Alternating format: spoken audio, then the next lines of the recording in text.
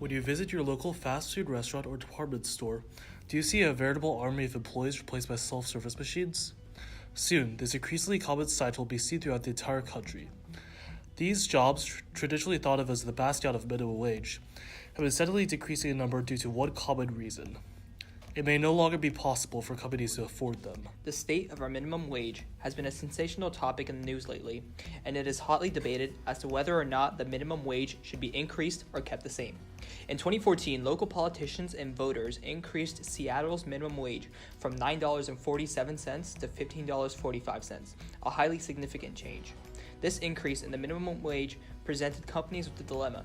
Since they could no longer afford to keep all of their employees, the decision between keeping experienced employees or new employees was easy.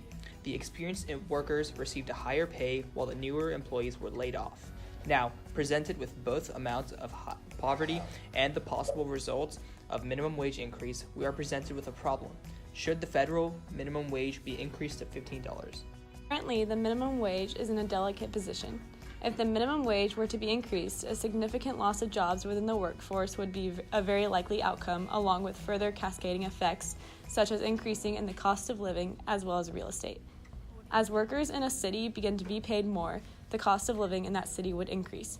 Companies would raise prices to compensate for the higher pay of workers so that even with a higher pay, the workers would feel the effects of poverty. The most prominent reason for these effects would be that companies would no longer be able to afford paying minimum wage employees.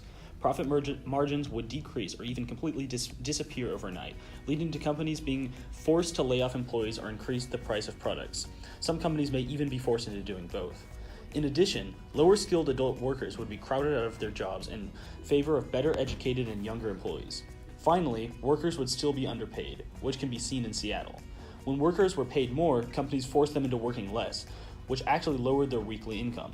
In summary, raising the minimum wage would most likely not solve the problem of people not being paid enough. As a CEO, business owners would think about the issue like this. I'm a business. I'm here to make money, not hand out charity. If my profit margins are decreasing, then what can I, as a business owner, do in order to get my profit margins back to what they were before the minimum wage increase? Well, of course I'm going to lay off employees. Of course I'm going to begin investing into automation. Of course the prices of my products are going to increase. That's my job, to keep the profit flow so that my business can keep its head above the red. Here is the story of an everyday worker, one which would become increasingly common after a wage increase. You're living off of $7 an hour, so you're excited when your pay is increased. But within a month, you hear of job cuts being made at your company. You fear your job will be lost as well. You begin to be scheduled less to make up for the higher prices of your work. This lowers your overall income, so when products everywhere see a raise in prices, you can no longer afford them. Finally, you lose your job because a computer can do it for cheaper.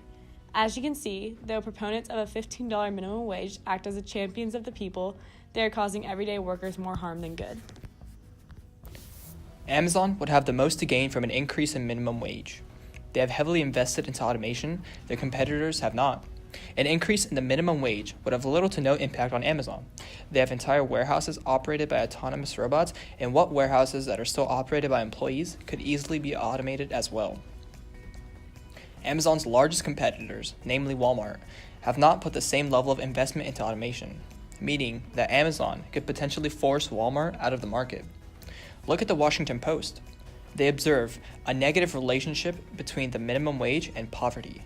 Now look at who owns the Washington Post, Jeff Bezos, who also owns Amazon.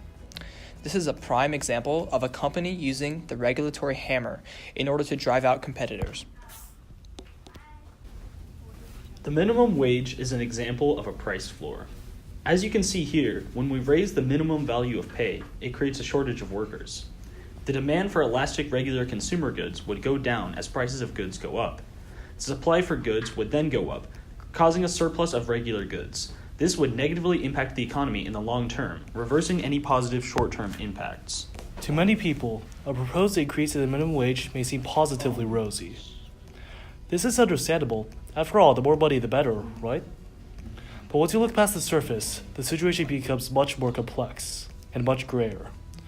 An increase in the minimum wage is not the panacea to poverty that people are looking for.